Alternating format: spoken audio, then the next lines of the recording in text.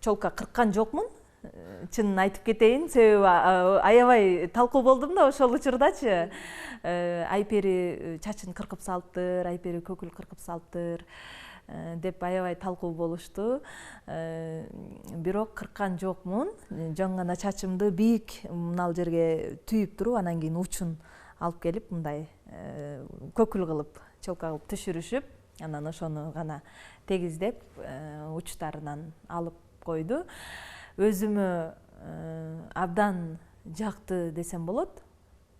Себеби ага чейин кичине кезимде көкүл бар болчу менде, бирок мынал ушул жаш курагымда көкүл коюп көргөн меселем да. Баягы чачым узун болгондуктан чачымы кыркканга баягы кыйылып эле кыркпай жүрчүмүн. Анан ошондон кийин бир аз көкүлүмү өтө кыскан кылган жокмун, бирок мындайраак кылып жасаттым десем болот, кырктым. Иә. Ооба, кичине кыркып койдум, себеби эмнеге ошондой көкүл кыркып албадыңыз? Мындай элдерде жакшы кабыл алыштыбы? Ооба.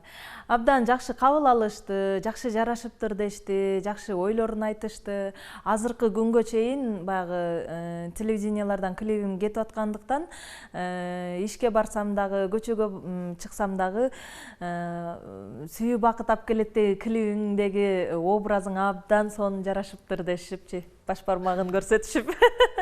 Ушинтип айтып калышат азыркы күнгө чейин.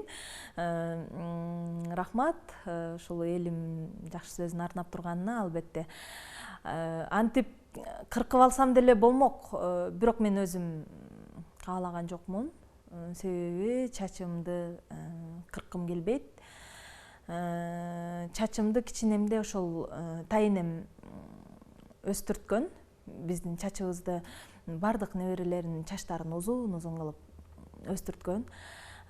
Бул чачым тайынемдин аманаты деп айтсам болот.